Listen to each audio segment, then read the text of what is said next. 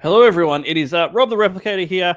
I'm just doing like a follow-up video to the three biggest problems facing CG right now video that I did earlier in the week. So go check that out if you haven't. I had a ton of views and a ton of comments, and that's what I wanted to focus on today. I wanted to go through the comments and see what you guys, the fans, actually had to say, not just me, the creator. So um, my list is based off things I heard and, a slight personal opinion, I guess, as well. But this is what you guys have to say. So let's get into it. I've highlighted a few chats from the comments, and we've got Ballandor here with the European Union's new bullshit import tax. Us Euros might have to back fewer books without anyone having done something wrong. Shipping is something that requires big moves to fix, and I have no idea how one will begin to move towards it. Yep, I've heard that multiple times from our European backers. If shipping was cheaper, they would back more books. It's pretty straightforward. Not a straightforward fix though. Yeah, I said I agree. It feels like we are being pushed towards doing digital, even if we don't want to do it as creators. It feels like with the shipping prices going the way that they're going, it's what other options are there? So that was Ballandor's comment. Canadian thought CG needs a way for us to subscribe and back many books that can be bundled together to save shipping. I don't even know how that logistically would be possible. I like the idea. I just don't know how it would possibly be done. We need access to back issues reprints easily. We need a central non-project site store just to go and buy things. It's really annoying to watch streams all day hoping to hear about new projects and then maybe a year later get the books. I'd rather have access to a store or subscribe monthly for bundles of comics. Yeah, we kind of touched on that Comicsgate Netflix idea I had. I think that would be really good, but it would require a lot of work for someone to set up, and that someone isn't me.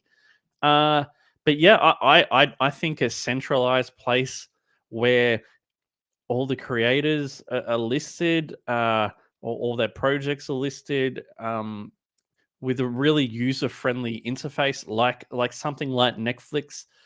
There is a reason why it's so successful. Would be a great idea. Yeah, don't know if anyone will do it, but that's a good comment. Uh, this one's a little disappointing to hear, and it makes me wonder how often we run into these kind of situations and just don't know about it. So CyberX, I hadn't heard of Comicsgate until this week, and I immediately clicked with what you guys are doing. I was very excited to buy a bunch of comics, assuming I could get digital copies and start reading them right away. I started looking for where to buy these comics and couldn't find them anywhere. Then I saw the Indiegogo links and clicked on that. I thought, okay, this is crowdfunding thing. That's fine, but where can I buy comics that are already finished? The best I can tell is that you can't. I understand that you're a small publisher. You can't afford to print a bunch of comics that you might not end up selling. But why aren't digital copies available? Digital or not, I don't do crowdfunding. I've cut this comment off accidentally, but he says my excitement came to a close, and I ended up not buying anything. Yeah.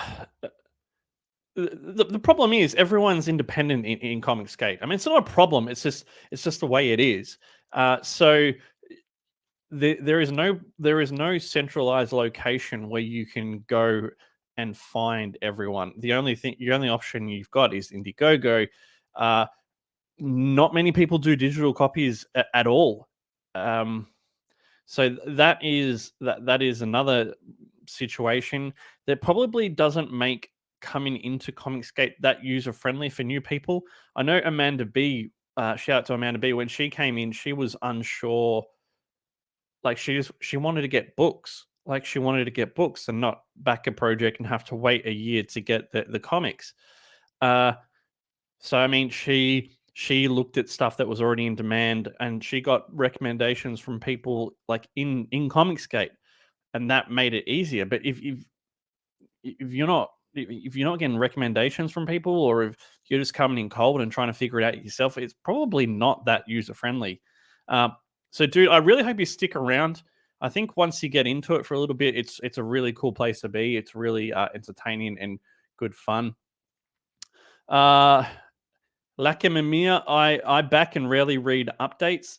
Shipping is a killer. When I launch your country, shipping rates fall sadly on the consumer.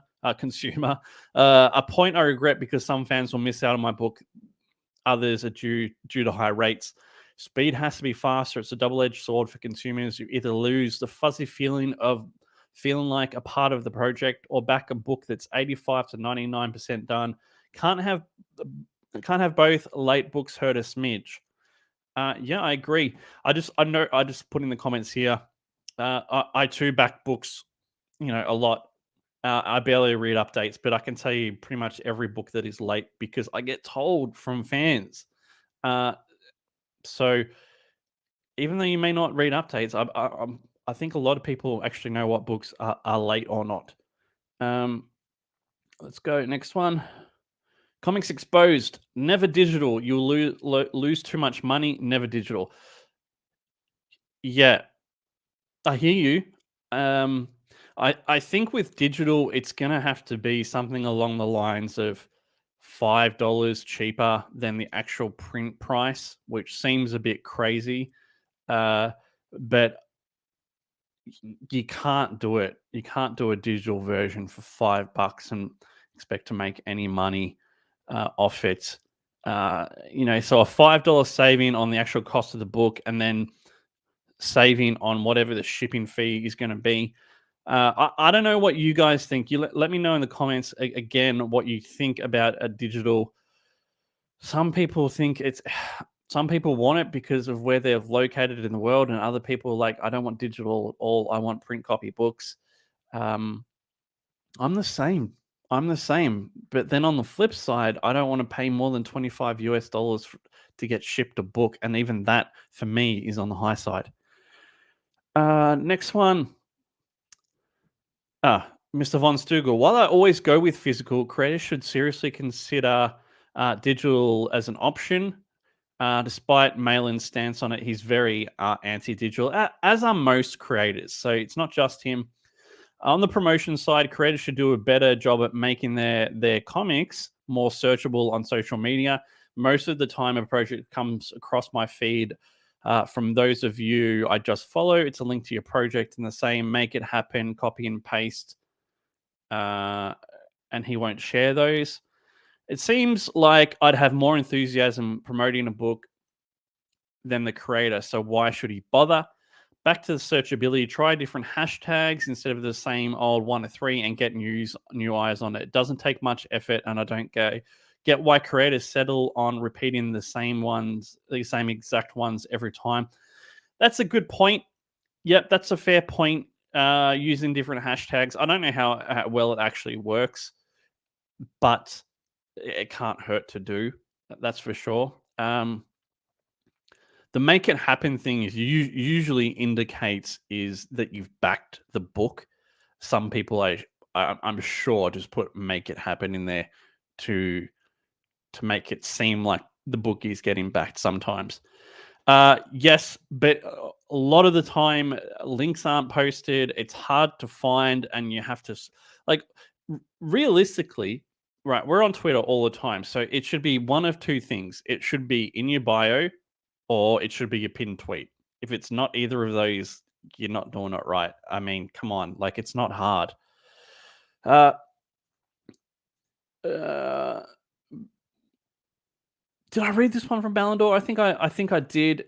Yeah, pretty sure I did. And that is Hockey's here. He says, "What is reasonable shipping?" And I just said something that costs less than the actual book does.